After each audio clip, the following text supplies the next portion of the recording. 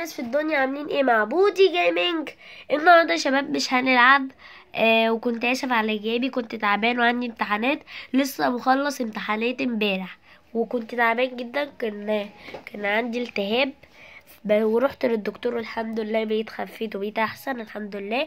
النهارده المره دي مش هنلعب، المره دي هنشوف فيديوهات كوميديه وهتموت ضحك. يلا، مين اللي لسه مشتركش في القناه دلوقتي اشتركوا في القناه، وانا اخدت الاجازه ان شاء الله انزل لكم فيديوهات واعوض. يلا بينا نبدا.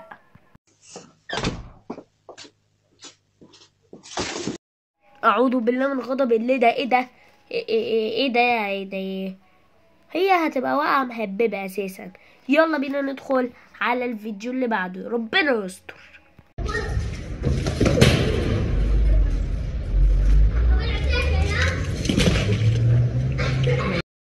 دي ايه الوقعة دي كمان؟ ده انت لو ده كربط مش هتقع بالوقعة دي. ده ايه ده؟ استغفر الله العظيم يا رب. اللي بعده تمام.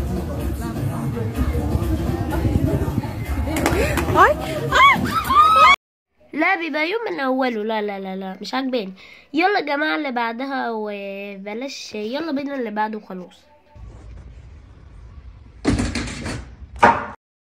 هتجيبيها ما تخافيش، هتجيبيها. يلا يلا، حاولي تاني. يلا نشوف تكمله الفيديو، القطه هتعمل ايه.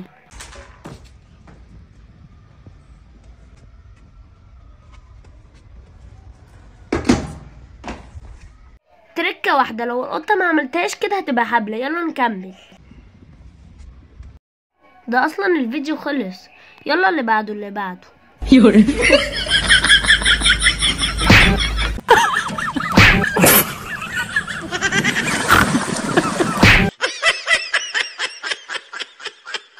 تركه كمان والقطه هتعملك بانيه. اللي بعده.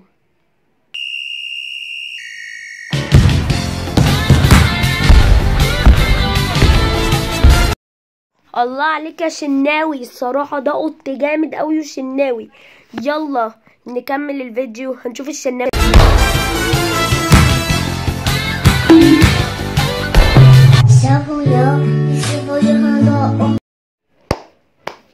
لا، برافو قوي. بيرفكت مش شناوي، رونالدو. برافو. يلا يا جماعة اللي بعده عشان بلاش وقت. نفسي اعرف ليه القطط بتخاف من الخيار. هو فري يا بنتي. اللي بعده يا ناس.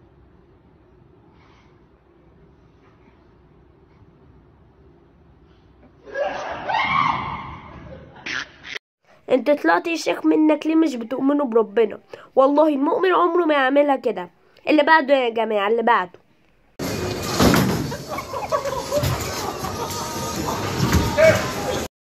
فيديو الصراحة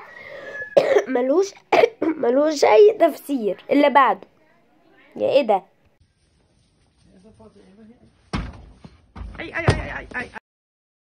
احمد ان رقبتك متكسرتش، في كتير حيوانات وشهم اتخلع اساسا. اللي بعده.